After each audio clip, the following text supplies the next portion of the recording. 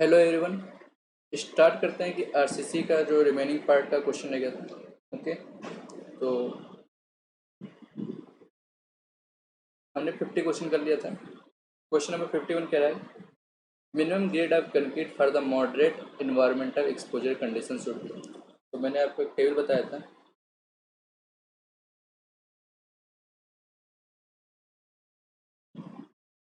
तो एक्सपोजर में बताया था माइल्ड, देखिए इधर माइल्ड, मॉडरेट। तो मॉडरेट में जो मिनिमम ग्रेड ऑफ कंक्रीट कितना आ रहा है? 25। ओके, आंसर हो जाएगा ये। The concrete mix design is conducted as per. तो मिक्स डिजाइन के लिए कौन सा आईएस कोड यूज़ करते हैं? आईएस 10,262 और आईएस 383 आपका एग्रीगेट के लिए यूज करते हैं। एस 456 तो आपको जानते हैं आरसीसी के लिए यूज होता है। The grade of concrete M20 means the characteristic compressive strength of 150 या 15 centimetre cubes after 28 days is given by 20 megapascal. Answer C हो जाएगा। The object of curing is not to prevent the loss of water by evaporation, reduce the shrinkage, preserve the properties of concrete, reduce the strength of the concrete। देखिए curing क्या होता है, जैसे कि curing का जो यूज़ करते हैं कि जो हार्ड कंक्रीट है वहाँ से वाटर का लॉस ना हो। तो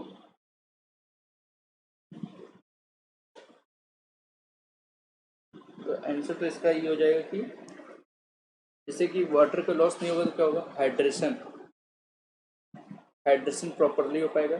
तो प्रॉपरली अगर हाइड्रेशन होगा तो स्ट्रेंथ क्या होगा? मेंटेन रहेगा। तो object of curing is not to reduce the strength of the concrete. Okay,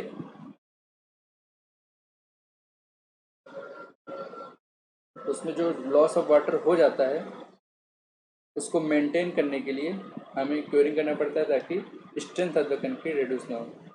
आपको लग रहा हो कि आंसर ए सही है, लेकिन वो प्रिवेंट नहीं करता है, वो जो वाटर इवेपोरेट हो जाता है उसको मेंटेन करता है। ओके, तो reduce the strength of the concrete, answer D, answer C होगा। Maximum admissible water cement ratio for the mild environmental exposure condition. Mild के लिए वाटर सीमेंट रेशियो कितना होता है? माइल्ड कंटेंट के लिए देखिए वाटर सीमेंट रेशियो यहाँ पे 0.55। ओके, आंसर ए हो जाएगा। Air entrainment in the concrete increases. तो एयर एंट्रेनमेंट आपको क्या करता है? एयर एंट्रेनमेंट आपका जो एयर बबल होता है उसको इंट्रोड्यूस करता है कंक्रीट में और कुछ प्रॉपर्टीज चेंज कर देता है, जिससे एयर एंट्रेनमेंट का जो पर्पज है बताता हूँ।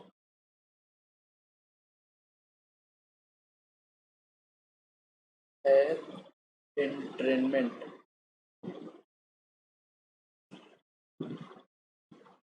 incorporate million of non-collapsible air bubbles।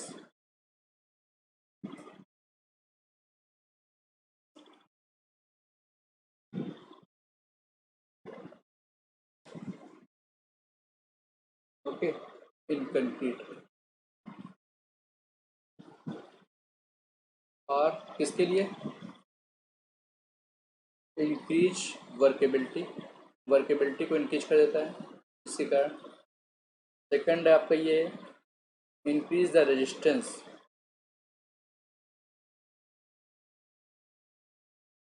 To freezing and thawing, concrete freeze ना हो एंड थाइंग। ओके, थर्ड क्या है? डिक्रीज करता है, decrease segregation,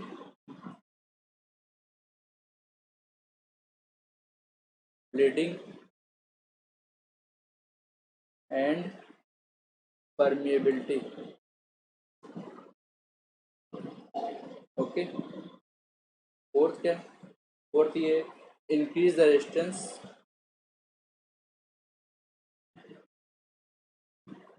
resistance to chemical attack.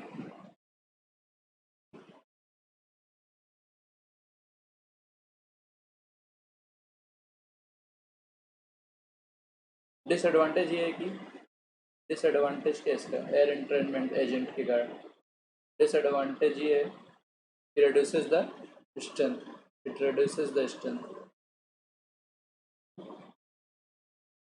Okay, तो एग्जाम्पल के लिए एयर इंटरनमेंट के एग्जाम्पल क्या देंगे, alkali salt, alkali salt of wood resin, aluminium powder and vegetable oils etcetera. तो एयर इंटरनमेंट का पर्पज क्या है, डिसएडवांटेज क्या है, ओके। तो air entrainment increases the workability, reduces the strength, तो इंक्रीज करेगा वर्केबिलिटी, ये आंसर हो जाएगा। To obtain very high strength concrete, it is necessary to use very fine grain. तो हाई स्ट्रेंथ कंक्रीट के लिए हमें वोल्केनिक स्कोरिया, ग्रेनाइट, मैग्नेटाइट, बेरेट किसका यूज करेंगे, ग्रेनाइट का यूज करेंगे। ग्रेनाइट आपका इग्निशियस रॉक है जो कि स्ट्रॉन्ग और ड्यूरेबल होता है, ओके। तो बी आंसर हो जाएगा। The concrete having slump of 6.5 centimetre इस सेट को भी, ये मैंने बता रखा है, अगर 6.5 मतलब 65 mm हो गया, तो जो 50 से 100 mm के बीच होता है तो उस कंक्रीट को क्या बोलते हैं, प्लास्टिक होता है। कंसिस्टेंसी इसकी क्या होगी, प्लास्टिक होगी, तो आंसर हो जाएगा। Calcium chloride added in concrete act as a, पता है CaCl2 क्या करता है, act as a retard accelerator, okay. Hydration process को इंक्रीज कर देता है, rate of hydration, B answer. The increase in strength of concrete with time, linear, non linear, asymptotic है, ऑल ऑफ द अबव। तो अगर आप कर्व देखेंगे as के साथ स्ट्रेंथ का, तो नॉन लीनियर कर्व होता है, कैसे, एज है और ये स्ट्रेंथ है, ओके। तो ये आपका कर्व ऐसे नॉन लीनियर हो गया। यहाँ से पता चल जाता है कि जो अर्ली स्टेज में होता है स्ट्रेंथ इंक्रीज करता है रेपिडली से, उसके बाद इन आफ्टर सम डेज तो क्या होता है, strength, rate of gain of strength after some days बोल सकते हैं, रेट ऑफ स्ट्रेंथ डेवलपमेंट, ये देखिए रेट ऑफ स्ट्रेंथ डेवलपमेंट क्या हो गया, आफ्टर सम डेज स्लो हो गया, इज स्लो, ओके। स्ट्रेंथ तो बढ़ता है लेकिन rate of the strength development है वो स्लो हो गया है, okay.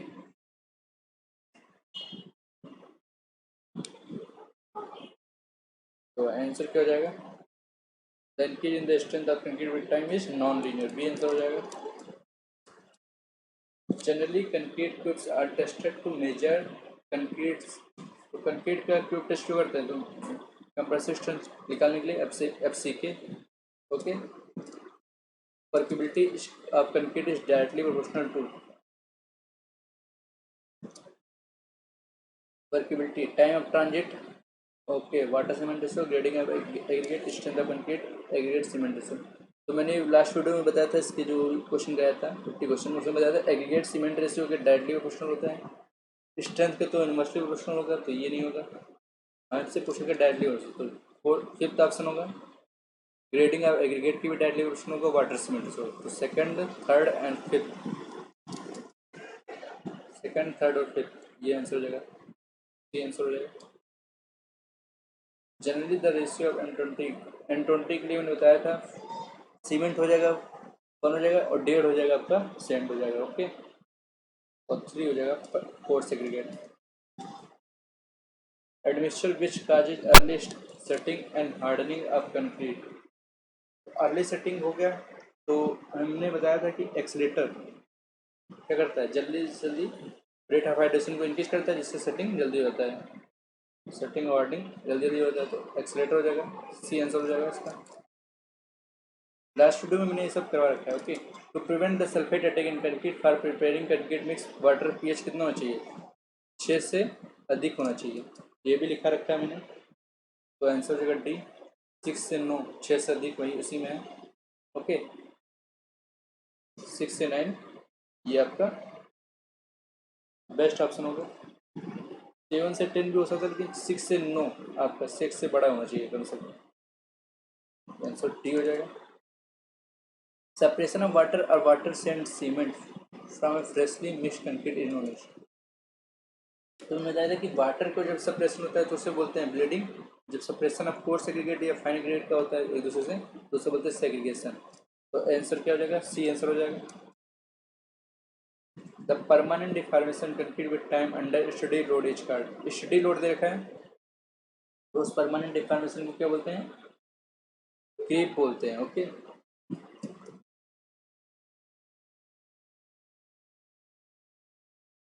segregation in the concrete occurs when cement gets separated from mixture due to excess water.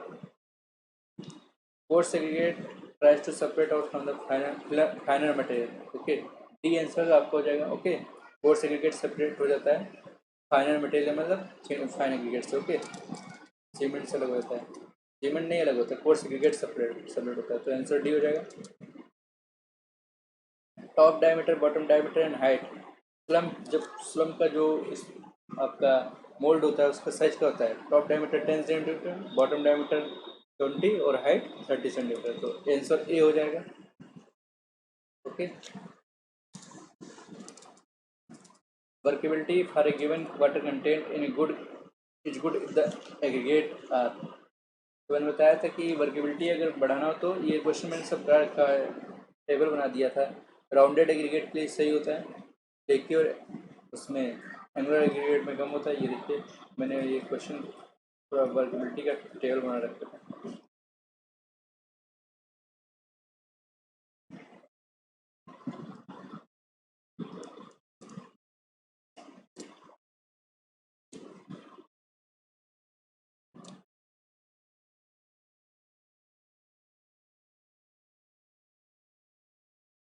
यहाँ पे देखिए एग्रीगेट सेफ एंगुलर देखिए, एग्रीगेट में हैव लार्ज सरफेस एरिया तो सो लेस वर्केबल, जबकि राउंडेड एग्रीगेट में लेस सरफेस एरिया हो तो वर्केबिलिटी बढ़ जाती है। तो ये मैंने क्वेश्चन आपको करा रखा है पूरा। राउंडेड एग्रीगेट में मोर वर्केबल होगा। Generally strength of concrete is considered negligible या वेरी लो इन। तो टेंशन में आप देखेंगे तो कंक्रीट की स्ट्रेंथ क्या होती है? कम होती है। कंप्रेशन अगर 100% हो तो उसका 1/10% आपका टेंशन होगा। Okay, in concrete while hand mixing is adopted C excess cement to weighted. तो जब हैंड मिक्सिंग करते हैं तो एक्स्ट्रा सीमेंट हम ऐड करते हैं, वो कितना होता है? 10% होता है। Okay, which are the following act as retarder. Retarder के पास कैल्शियम क्लोराइड तो आपका एक्सीलेटर हो गया। ओके, G2 एल्यूमिनियम पाउडर ये आपका एयर एंट्रेनिंग एजेंट हो गया। कैल्शियम स्टेरेट क्या हो गया? ये आपने पढ़ा होगा वाटर प्रूफ। तो कैल्शियम स्टेरेट आपका वाटर प्रूफ हो गया। और कैल्शियम लिग्नोसल्फोनेट्स ये आपका प्लास्टिसाइजर हो गया। तो इसका आंसर तो कोई ऐसा है नहीं, तो रिटार्डर में यहाँ पे कोई ऑप्शन सही नहीं है। The concrete cubes are prepared, cured and tested according to India standards codes number. तो जो टेस्ट करते हैं कंप्रेसिव स्ट्रेंथ उसके लिए जो कोड होता है वो IS 516 होता है। ओके, ये आप याद रखिए। कंप्रेसिव स्ट्रेंथ कंक्रीट के लिए जो टेस्ट का उसका जो कोड होता है IS 516 होता है। बी आंसर हो जाएगा। Separation of coarse aggregate, coarse aggregate का सेपरेशन मतलब क्या बताया गया? ये सेग्रीगेशन हो जाएगा। Water cement ratio is measured, किस टर्म में मेजर करते हैं? Volume of water, volume by volume of water, weight by weight, weight by volume या वॉल्यूम बाय वेट। तो आंसर हो जाएगा volume by weight of water and cement used per cubic metre concrete. Okay, volume by weight major करते हैं। Okay, जैसे अगर अगर बहुत इंपॉर्टेंट वर्क हो तो उसके लिए हम कौन सा बेचिंग करते हैं? वेट बेचिंग करते हैं। Okay, volume batching minor work के लिए करते हैं। ओके, क्योंकि उसमें बल्किंग होने की चांस होता है, इसलिए वॉल्यूम बेचिंग को अवॉइड करते हैं। तो यहाँ पे आंसर सही हो जाएगा volume by weight. Okay, volume of water and weight by cement. Okay, water cement ratio हो जाएगा volume by weight. Okay, to prevent segregation maximum height for placing concrete is, तो maximum height for placing concrete क्या हो जाएगा, segregation ना हो 1.5 metre, 1.5 metre से ज़्यादा कर देंगे तो सेग्रीगेशन होने लगेगा, तो आंसर हो जाएगा 150 सेंटीमीटर। स्लम टेस्ट किसके लिए करते हैं, वर्केबिलिटी के लिए, मैंने बताया था। अगर हाई वर्केबिलिटी चेक करना हो तो स्लम यूज करते हैं, और अगर लो वर्केबिलिटी के लिए हम कॉम्पैक्शन फैक्टर टेस्ट यूज करते हैं। ओके,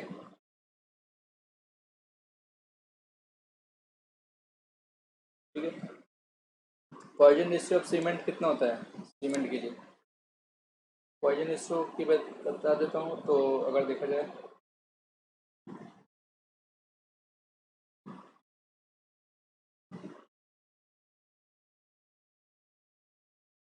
पॉइजन रेशियो, तो अगर कॉर्क होता है तो उसके लिए पॉइजन रेशियो म्यू जीरो कितनी होती है, जीरो होती है। ओके, कंक्रीट है तो उसकी वैल्यू हो जाएगी 0.1 से 0.2, जनरली आपका 0.15 लेते हैं। अगर कास्ट आयरन है तो पॉइजन रेशियो हो जाएगा 0.2 से 0.3, स्टील है तो 0.27 से 0.3। ओके, कास्ट आयरन 0.2 से 0.3 या 0.27 से 0.3 होता है। अगर माइल्ड स्टील लिखा होता तो उसका कितना होता है, माइल्ड स्टील का होता है 0.278, याद रखिए इसको। और एल्यूमिनियम के लिए 0.33 हो जाएगा। और परफेक्टली इलास्टिक रबड़ है, परफेक्टली इलास्टिक रबड़, इसके लिए 0.5 हो जाएगा। ओके, तो आंसर हो जाएगा 0.1 से 0.2 मतलब 0.15 Poisson cement concrete. In line concrete lime is used as a, देखो लाइन कंक्रीट की बात करें, अगर सीमेंट कंक्रीट होता है तो सीमेंट क्या यूज करते हैं, सीमेंट एक बाइंडर की तरह होता है। तो लाइन कंक्रीट में लाइन क्या हो जाएगा, बाइंडर की तरह हो जाएगा, बाइंडिंग एग्रीगेट। ओके, आंसर क्या हो जाएगा, आंसर हो जाएगा आपका डी। और फाइन एग्रीगेट आपका क्या करता है, स्ट्रेंथ प्रोवाइड करता है, स्पोर्ट्स एग्रीगेट भी स्ट्रेंथ प्रोवाइड करता है। ओके,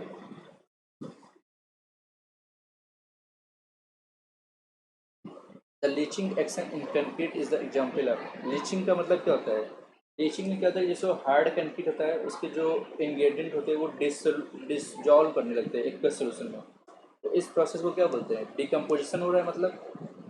तो लीचिंग एक्शन क्या है, एक डिकम्पोजिशन एक्शन है। ओके, हार्ड कंक्रीट के जो इंग्रेडिएंट्स होते हैं वो डिजॉल्व होने लगते हैं एक्वस मीडियम में, तो जिससे अगर वाटर के साथ रिएक्ट करेंगे तो कैल्शियम उसमें हाइड्रोक्साइड होता है, वो जल्दी सॉल्युबल हो जाता है, तो क्या बनाता है, सीवेज का वोल्टेज बनने लगता है, इसी को बोलते हैं लीचिंग प्रोसेस, मतलब डिकम्पोजिशन हो लगेगा। Okay, shrinkage in concrete increases it's, shrinkage in concrete, shrinkage increase करते तो क्या होता है, जैसे अगर श्रिंक हो रहा है मतलब वैल्यूम डिक्रीज कर रहा है, तो जो आपका आरसीसी और स्टील है उनके बीच क्या हो रहा है, वैल्यूम डिक्रीज कर रहा है, मतलब ग्रिप अच्छे से पड़ रहा है, पकड़ रहा है, बन रहा है, तो क्या हो रहा है, ग्रिप बन रहा है, तो ग्रिप होने से क्या होगा, बॉन्ड स्ट्रेंथ इंक्रीज कर जाएगी, श्रिंकेज से बॉन्ड स्ट्रेंथ इंक्रीज हो जाती है, कंक्रीट और स्टील एक दूसरे को अच्छे से पकड़ पाएंगे, वैल्यूम डिक्रीज होने पर बॉन्ड स्ट्रेंथ इंक्रीज कर जाएगा। ग्रीन कंक्रीट क्या होता है, ग्रीन कंक्रीट जो होती है आपके वेस्ट से बनता है, जैसे आपका ब्लास्ट फर्नेस स्लैग्स हो गया। ओके, आयरन ऑक्साइड हो गया, सार डस्ट हो गए, वाटर ग्लास हो गए, ये सब जो वेस्ट होते हैं इनसे जो बनती है कंक्रीट, फ्लाई एस हो गया। ओके, तो ग्रीन कंक्रीट जो होती है आयरन हाइड्रोक्साइड नहीं है, बेरियम मैग्नेटेट नहीं, आयरन ऑक्साइड से बनती है। ओके, ग्रीन कंक्रीट के लिए कौन कौन से वेस्ट हैं, blast furnace slag, iron oxide, fly ash, sawdust, water glass, burnt clay. Okay, plastic waste हो गया, रिसाइकिल्ड कंक्रीट हो गए, ये सब हो गए, तो आंसर क्या हो जाएगा, सी आंसर हो जाएगा iron oxide. The Indian standard mix design और fly ash and cement concrete recommends water content to increase by 3 to 5%, to reduce by 15%, to increase by 15%, to reduce by 3 to 5%.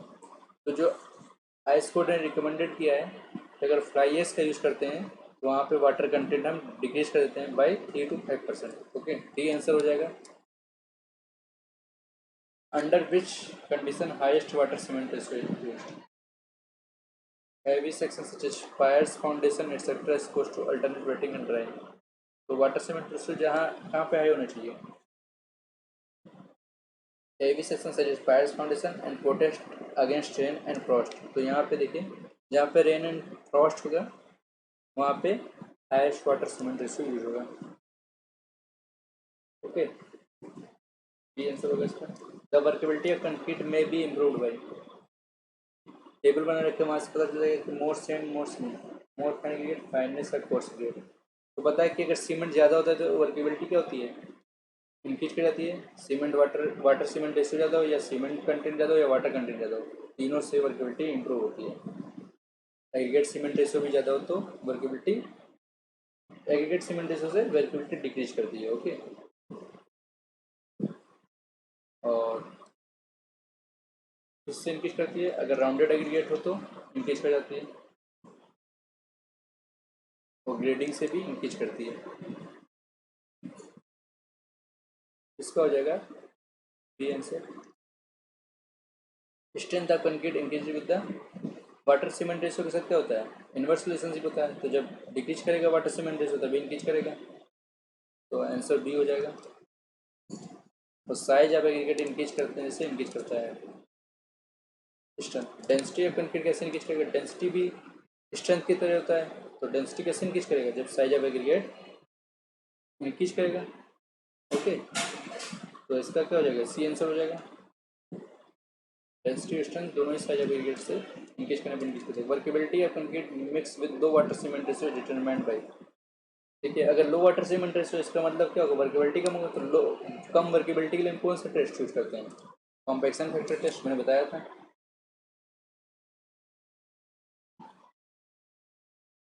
ठीक है, और high workability के लिए हम use करेंगे slump test. Slump test क्या होता है? आपका एक मोल्ड होता है, बता देता हूँ।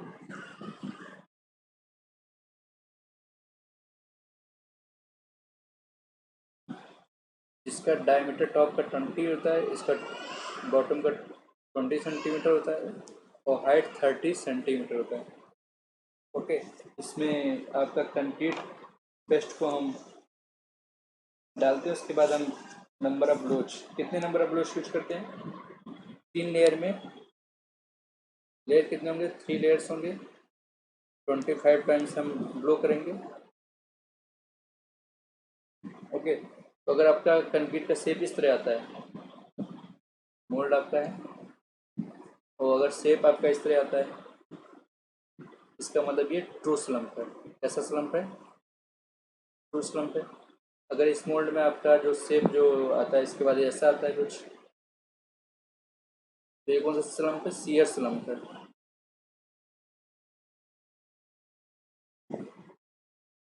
अगर कुछ इस प्रकार का है, मतलब ये क्या है? Collapsible, collapsible. ओके, स्लम्प है। अगर आपका कुछ ऐसा ही बनता है,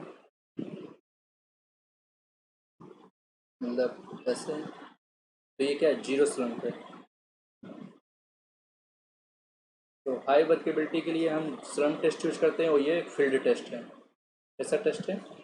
फील्ड टेस्ट, हाई वर्केबिलिटी। अगर वर्केबिलिटी आपका लो है, और लो वर्केबिलिटी, लो वर्केबिलिटी के लिए हम कौन सा टेस्ट यूज करते हैं? Compaction factor test.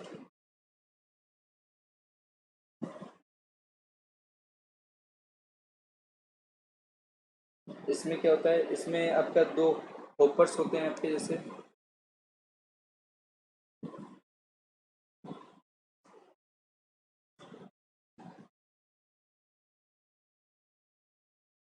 एक ऊपर बोर्ड लगा होगा यहाँ पे नीचे,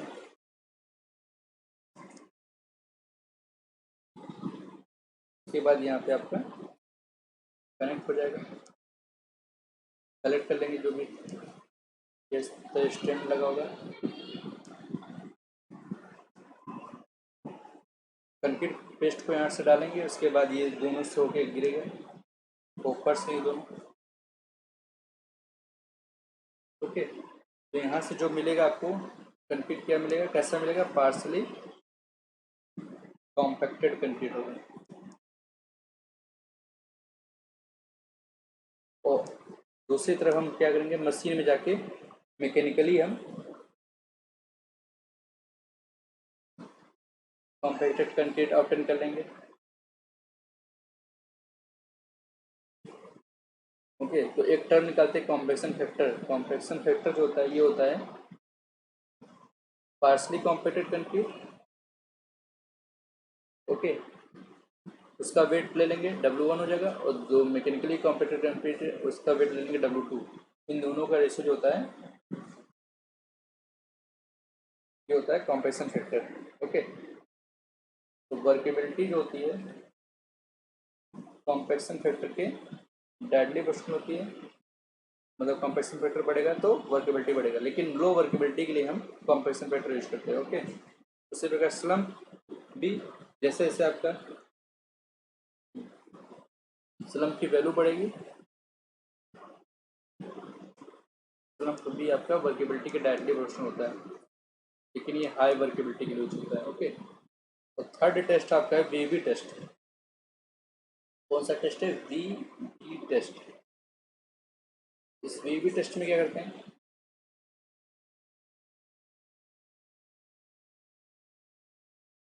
वीवी टेस्ट में वर्केबिलिटी इनवर्सली प्रोपोर्शनल होती है। ओके, इसमें टाइम मेजर करते हैं। हम क्या करते हैं, इसमें 4 लेयर को लेते हैं, टोटल 4 लेयर होंगे और 25 टाइम्स हो गए। 25 टाइम्स में मोल्ड लेंगे, मोल्ड कोनिकल होगा। ओके, उसमें कंक्रीट को डालते हैं, उसके बाद वाइब्रेट करते हैं मशीन से, तो जो आपका शेप मिलता है वहाँ से पता करते हैं कितना टाइम लगाएगा कि कोनिकल शेप से कंक्रीट को फ्लैट कंक्रीट कन्वर्ट होने में कितना टाइम लगा है, टाइम कैलकुलेट करते हैं। टाइम कैलकुलेट करेंगे। ओके, कोनिकल कंक्रीट से फ्लैट कंक्रीट में इसको नोट कर लेते हैं, और 4 लेयर 25 टाइम्स में उसको सीमेंट पेस्ट को हम मोल्ड में डालते हैं, उसको मैकेनिकली वाइब्रेट करते हैं, मशीन से वाइब्रेट करते हैं। ओके, ठीक, यहाँ पे वर्केबिलिटी इन्वर्सली प्रोपोर्शनल होती है। तो जैसे जैसे आपका टाइम, जितना ज़्यादा टाइम लेगा वर्केबिलिटी क्या होगी, उतना कम होगा। Okay, workability of concrete mix low water cement ratio is determined by compaction factor. अगर हाई वाटर सीमेंट रेशियो होता है मतलब कि वर्केबिलिटी हाई होती है, तो स्लम्प टेस्ट यूज करते हैं। ये आंसर हो गया। Okay, the compaction factor is 0.95 the workability of concrete. मैंने बताया था जिससे सिर्फ कॉम्पैक्शन फैक्टर बढ़ेगा तो वर्केबिलिटी गिर जाएगी, तो 0.95 करीब 1 की ज़्यादा है, तो ये मीडियम वर्केबिलिटी होगा। ओके, मीडियम की हाई, हाई वर्केबिलिटी होगा। मैंने आपको एक टेबल लिखा रखा है कॉम्पैक्शन फैक्टर का, तो ये देख, इसको देख लीजिए, मैंने आपको लिखवा रखा था टेबल।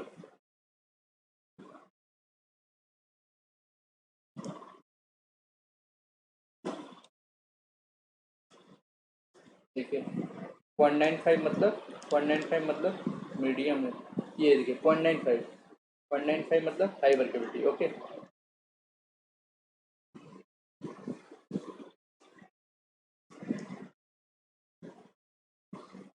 अपर लिमिट लेते हैं। ओके, उस लोअर लिमिट लेते हैं, ये वाली लिमिट लेते हैं, उसको देखा जाता है मेनली 0.85, 0.8, 0.7,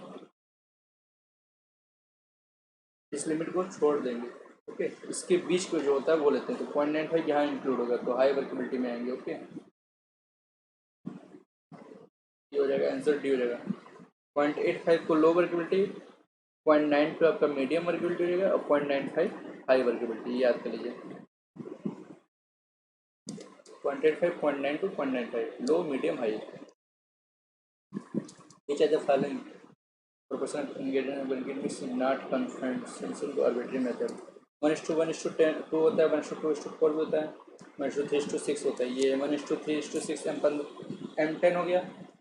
ओके, 1:2:4 आपका ये M15 हो जाएगा और 1:1:2 जाकर क्या हो जाएगा, ये आपका M25 हो जाएगा।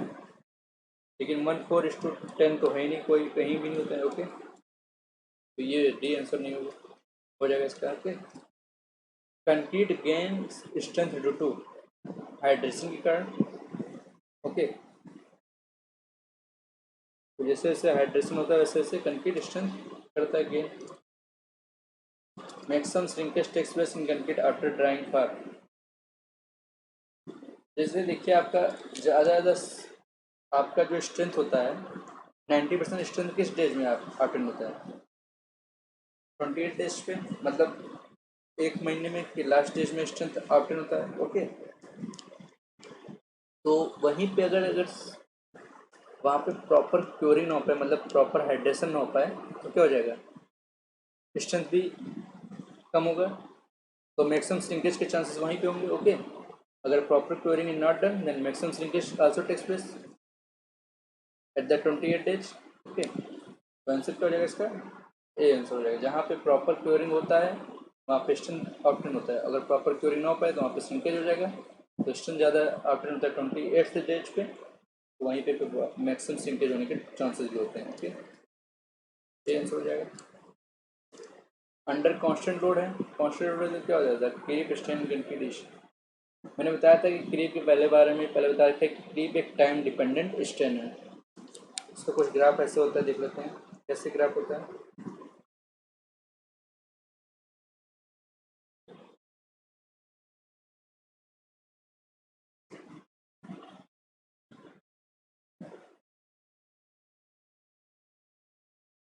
इधर आपका टाइम हो जाएगा और इधर आपका डिफॉर्मेशन बोल सकते हैं।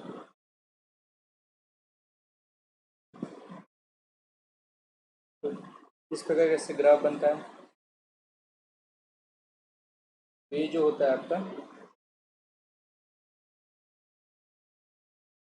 यहाँ से यहाँ तक तो हो गया क्रीप आपका।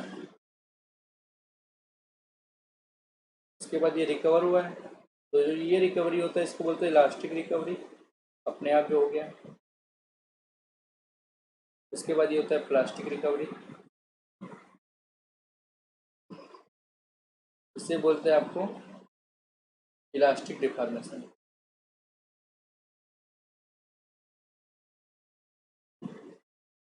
तो जो ये बचा आपका प्लास्टिक डिफॉर्मेशन होगा, परमानेंट या plastic.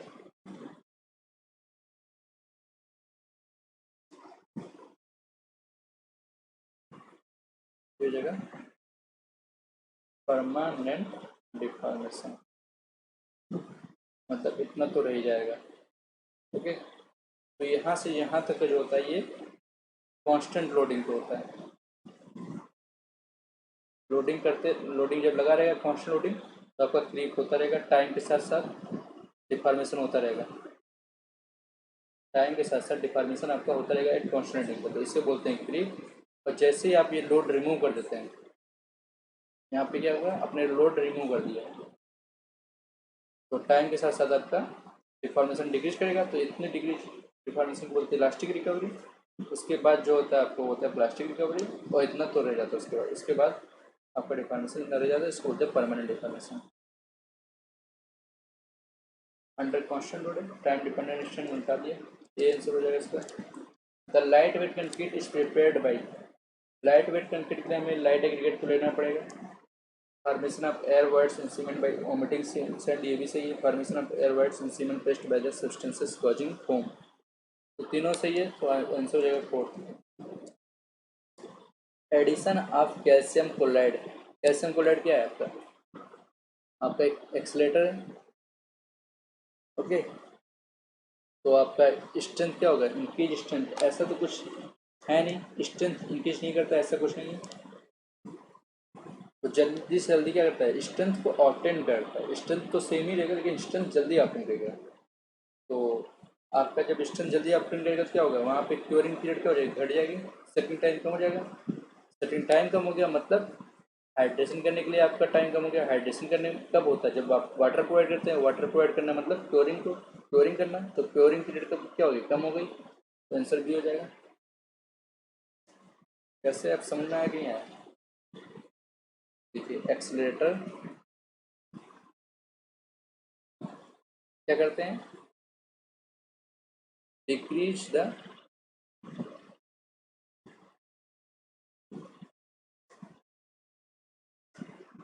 Accelerator increases setting process. Okay, मतलब डिक्रीज सेटिंग टाइम, ये मैंने बता रखा है आपको। सेटिंग टाइम कम हो गया, सेटिंग टाइम कम हो गया मतलब जो क्योरिंग पीरियड होती, जहाँ पे हम हाइड्रेट करते थे वाटर को, सीमेंट को, वो क्या हो गया, डिक्रीज हो गया।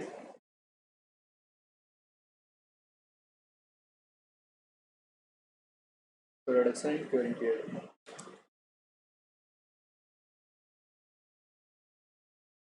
Modulus of elasticity for concrete improves by, अगर मॉडुलस ऑफ इलास्टिसिटी देखें, इसी क्या होता है 5000 रूट एफ सी के होता है। अगर शॉर्ट टर्म वाला देख लेते तो एफ सी के पे डिपेंड करती है। और कंप्रेसिव स्ट्रेंथ मैंने बताया था, यहाँ पूछा कि shorter curing period, age, higher water cement ratio, all option are correct.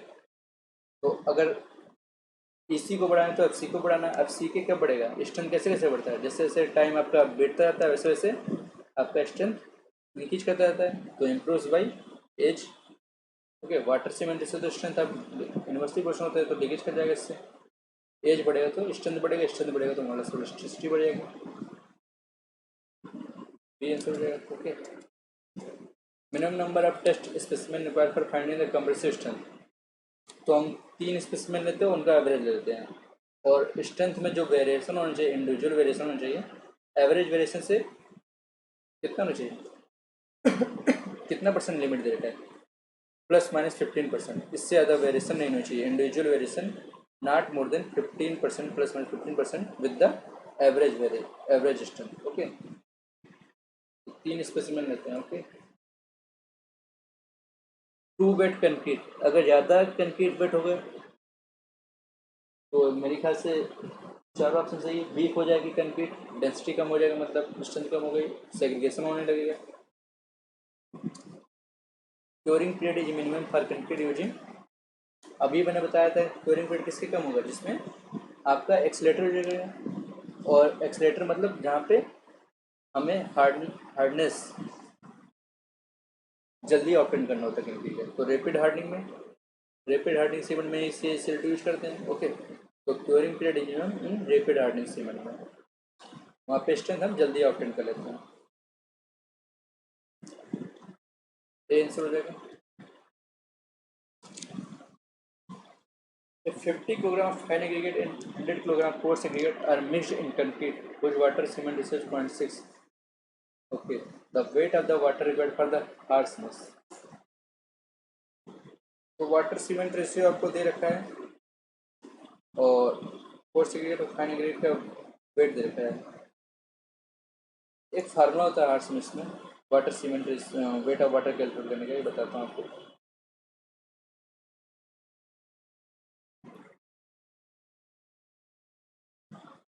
क्या होता है, weight of water is equals to 5% of weight of coarse aggregate plus 30% of weight of cement, इन दोनों को ऐड करके वाटर सीमेंट रेशियो से multiply कर देते हैं। ओके, तो यहाँ से वेट ऑफ वाटर मिल जाता है। तो अगर फाइन एग्रीगेट कितना दिखता है 50 किलोग्राम। ओके, हमें कोर्स एग्रीगेट का लेना है मतलब 100 किलोग्राम का, तो 5 × 100 इसका परसेंट प्लस में वेट ऑफ सीमेंट, सीमेंट का वेट कितना देते हैं, सीमेंट का वेट आपका देने रखा है तो आप फाइन एग्रीगेट 50 किलोग्राम वही ले लेंगे।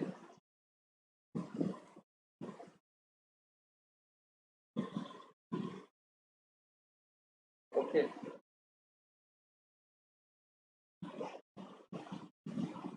30% 50 किलोग्राम। ओके इन दोनों को वाटर सीमेंट रेशियो 6 दे रखा है 0.6, इसको कैलकुलेट करेंगे तो कितना आएगी 500 हो जाएगा प्लस 505 हो जाएगा, 5 हो जाएगा, यहाँ से 15 हो जाएगा इंटू मल्टीप्लाई बाई 6.6। ओके 15 5 20 छक्का 120, तो 12 आ रहा है, 12 किलोग्राम आ जाएगा वेट ऑफ वाटर। तो आंसर क्या हो जाएगा, सी आंसर हो जाएगा। तो ये हार्ट्स मिक्स का फार्मूला आप याद रखिएगा कि 5% of the wait of coarse aggregate and 30% of weight of cement, या सीमेंट बोल सकते हो या फाइन एग्रीगेट, दोनों लिख लीजिए यहाँ पे। इन दोनों को ऐड करके वाटर सीमेंट रेशियो से मल्टीप्लाई करेंगे। If a mix in a mix, if the desired slump is not obtained, the adjustment for the each concrete slump difference is made by adjusting water content by। तो ये क्या कह रहा है, अगर slump आपका प्रॉपर नहीं ऑब्टेन होता है, ओके,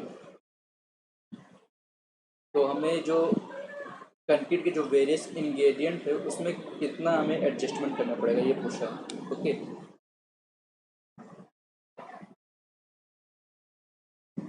क्या हो जाएगा, adjustment in various ingredient of concrete if desired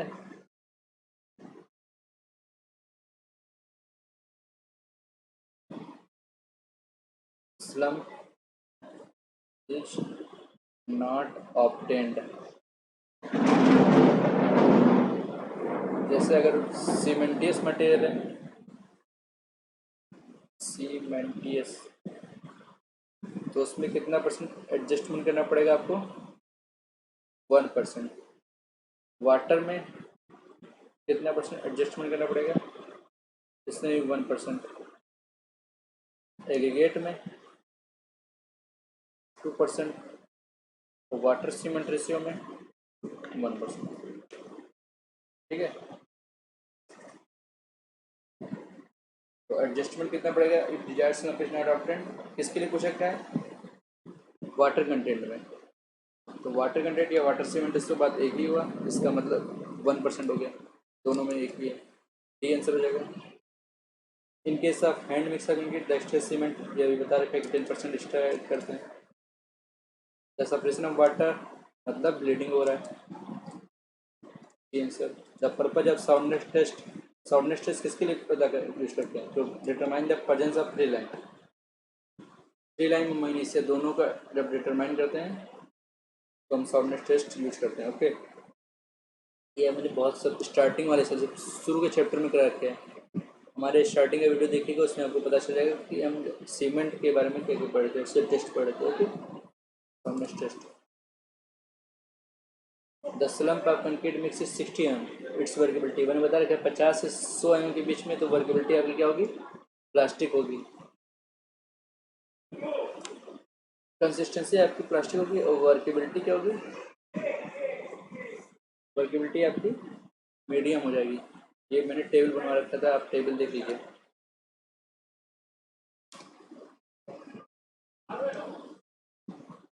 okay 50 से 100 mm, देखिए ये वाला ज़्यादातर पूछता है, तो 50 से 100 mm में कंसिस्टेंसी आपकी प्लास्टिक और वर्केबिलिटी आपकी मीडियम है।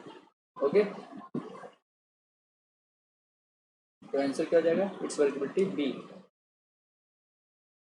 Segregation is responsible for, segregation हो तो क्या होगा, कोर्स एग्रीगेट फाइन एग्रीगेट से हट गया, तो वहाँ पे एक वैल्यूम क्रिएट हो जाएगा, तो हनी कॉम्ब कंक्रीट हो जाएगा, बन जाएगा, या पोरस लेयर्स बन जाएगा, या सैंड स्टिक्स इन कंक्रीट। ओके, इसमें कैविटी बन जाती है। हनी कॉम्ब स्ट्रक्चर कुछ ऐसा होता है, मैं बताता हूँ।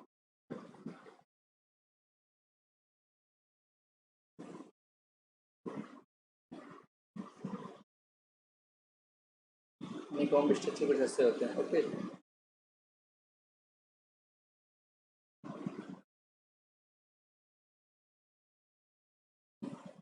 तो ये बीच में आपका केविटी बन जाता है।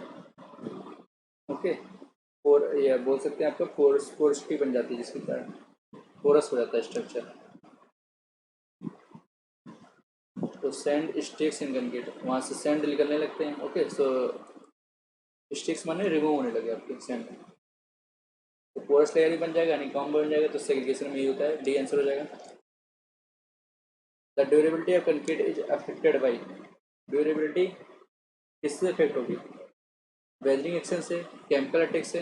Okay, durability chemical action, weathering action से अटैक अफेक्ट होता है। तो इसका आंसर हो जाएगा सिंडर और विनेगर, दोनों हो जाएगा, बोथ सिंडर एंड विनेगर। क्योंकि सिंडर आपका क्या है, एक आपका पायरोक्लास्टिक मटेरियल है जो कि स्टील से इग्निस से ग्राउंड होते हैं। ओके, और विनेगर तो आपका एसिड है, तो यहाँ पे केमिकल अटैक तो यहीं से होगा, विनेगर से। ओके, तो आंसर हो जाएगा both cinder and vinegar.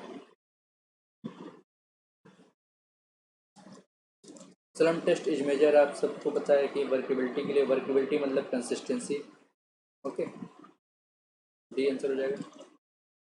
Shrinkage of concrete is डायली motion, shrinkage किसके डायली मोशन होता है? सबसे शुरू में पता रखा है इसलिए जो creep, cement content, water content, इसके डेडली मोशन होता है, और एज के साथ भी डेडली मोशन होता है श्रिंकेज। तो आंसर हो जाएगा cement content, water content, water cement ratio, टम और क्या नाम होता है, टेम्परेचर का तो इन्वर्सली मोशन होता है, एज के साथ डेडली मोशन होता है। तो ये हो जाएगा, ए आंसर हो जाएगा।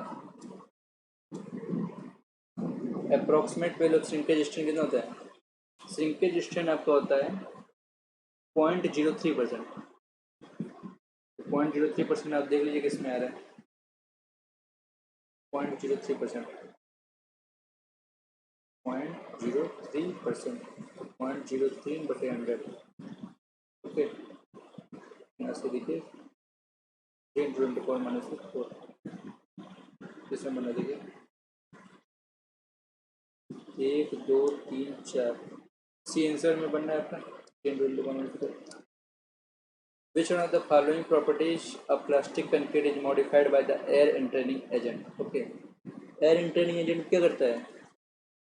Workability, segregation, bleeding. अच्छा, हाँ, वर्केबिलिटी को इंक्रीज कर देता है, ब्लीडिंग और सेग्रीगेशन को डिक्रीज कर देता है। तो अफेक्ट तो तीनों प्रॉपर्टी को होता है। डी आंसर हो जाएगा। कितने घंटे का वीडियो हो गया देखिए? 43 मिनट का हो गया। ओके, नेक्स्ट क्वेश्चन आपको हम बाद में करेंगे उसके बाद। ओके, तो अभी 200 क्वेश्चन टोटल कंप्लीट में। देखिए मैं आपको बीएमसी का चैप्टर, सारे चैप्टर करा दूंगा। टोटल 8 चैप्टर हैं, ये 4th चैप्टर चल रहा है आपका कंप्लीट का। उसके बाद एस्टिमेशन एंड कॉस्टिंग का भी करा दूंगा, उसमें 2 ही चैप्टर शायद हैं, 2 या 3 चैप्टर है। ओके, सॉइल करा दूंगा, सॉइल के 2 चैप्टर हो गए हैं, टोटल 10 चैप्टर हैं। और एक स्ट्रक्चर एनालिसिस, स्ट्रक्चर एनालिसिस में टोटल 4 चैप्टर हैं, जिसमें मैंने एक चैप्टर करा दिया है, 5 है जिसमें मैं से एक करा दिया हूँ। ओके, इसके बाद ये चारों कंप्लीट होने के बाद आगे कोई सब्जेक्ट लेंगे। तो please like and subscribe the channel. Okay.